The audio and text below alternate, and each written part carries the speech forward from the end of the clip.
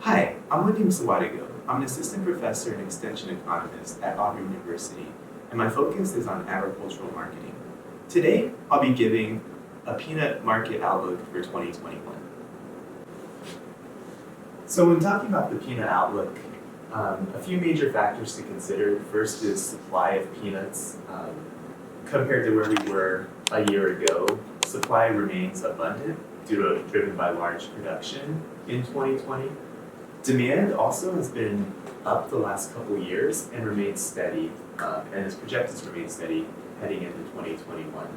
Now, the biggest question is what will happen to prices after fairly steady prices in the $400 to $425 per ton range the past couple of years. There are a few factors contributing to uncertainty that could lead to price rises later this year, and I'll get to those in a little bit. But first, I'll start by talking about the peanut supply.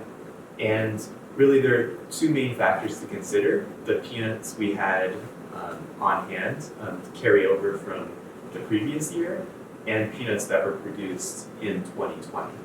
And so the first factor leading to peanut production is really just the planted peanut acreage. And what we saw in 2020 was a fairly significant increase in acreage compared to what there was in 2019. Nationwide, 16% more peanut acres were planted than were planted in 2019. In Alabama, 16% was the figure as well. We had 185,000 peanut acres in Alabama last year, 1.7 million nationwide. If we look at our largest peanut producing states, Georgia had 810,000 acres. That was a sizable increase from the year before. Florida had a modest increase, about 6% increase from the year before, and Texas had a large increase, 15% more acres than 2019.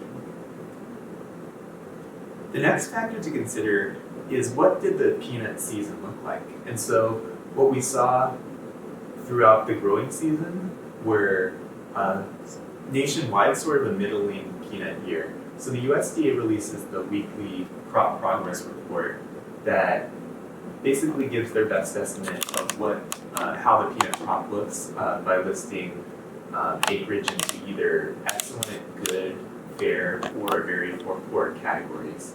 And so in general, 2020 was kind of a middle of the pack year for the United States as a whole.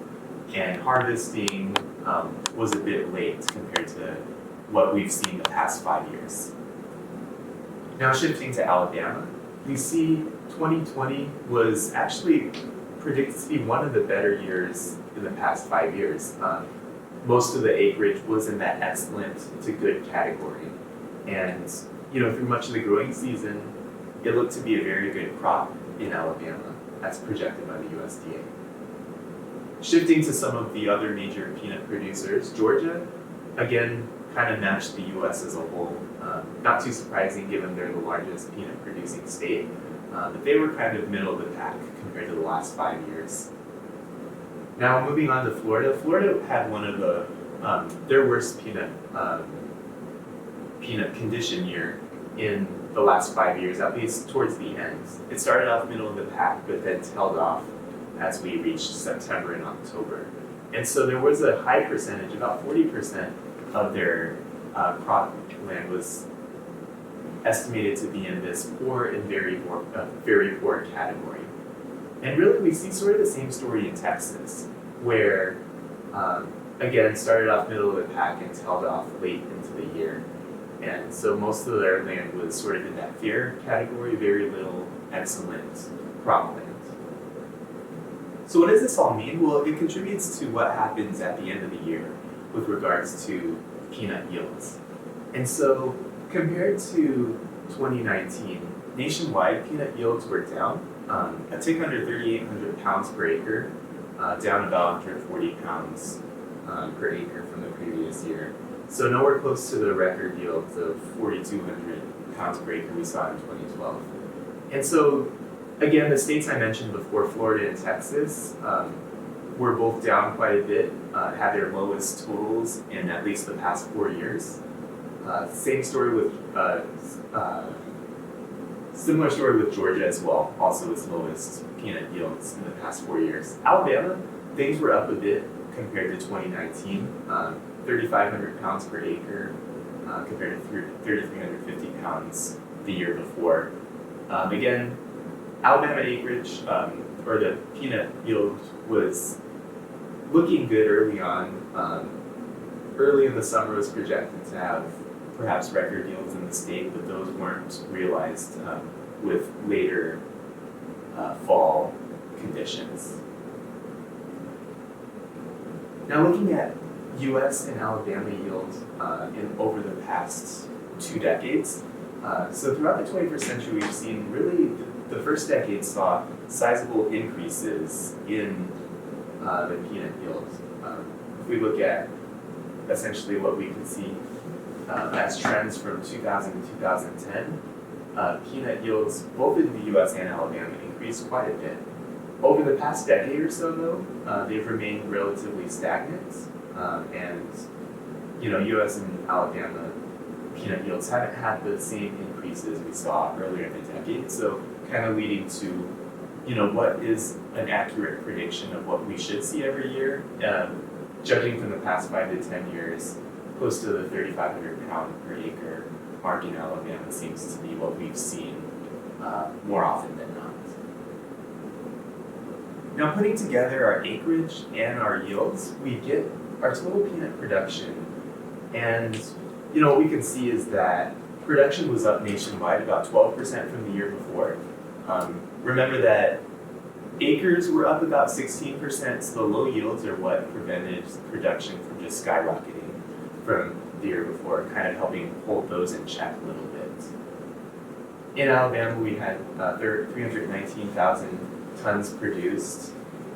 Georgia had about 1.6 million tons, contributing overall to the nationwide total of 3.1 million tons, which was the highest since we had that really large crop year in 2017, which was around 3.5 million tons. Now shifting on to peanut demand, there are a few major uses of peanuts. The first one I'll talk about is food. And we've seen food consumption fairly steady for most things. Peanut candy, snacks, other edible products, and in-shell haven't increased too much compared to the 2018-2019 marketing year. Again, the 2019 to 2020 marketing year lasting through July of 2020, so covering the first few months of COVID. But what we do see is there were sizable increases in the use of peanut butter. And so that really contributes to overall our peanut supply and disappearance chart, where we can see that food, this dark green category, increased a little bit from 2019, mainly driven again by that peanut butter increased consumption. Crush was about the same as the year before. Exports decreased a tiny bit from 2019. So overall, we did see our disappearance of peanuts remain about the same. So again, we've seen steady demand for peanuts the last 5 years or so, and that's kind of projected to remain as we head into 2021. Again, though, the production was really high this year, 3.1 million tons, compared to, which was quite a bit over what we'd seen the previous couple years. So with the high production, we haven't been able to eat into our ending stocks at all. And so entering this year, they started at around 1.1 million tons, and after this marketing year, they're projected to increase a little bit to around 1.2 million tons in stocks as we head into the 2021-2022 marketing year. So that all leads us to prices and what we can project to happen. So again, over the past few years, we've been sort of in that $400 to $425 per ton price range. Fabry has their projected prices over the next decade, and what we see is they do project slightly higher prices than what we're seeing now. They will increase steadily towards that $450 per ton range, but nowhere close to that PLC reference price is projected in the next few years. And so it'll take some major changes in planted acreage, and we'll really need to probably deplete into our stocks quite a bit to see an increase in peanut prices in the future. And so again, comparing some of the factors that increase price, well, one of the main drivers is that stock to use ratio, kind of telling us how much peanuts we're producing compared to what we're using up. And as we see, the last few years we've been in that similar range for where we've been in terms of stock to use, and our prices have been relatively stagnant.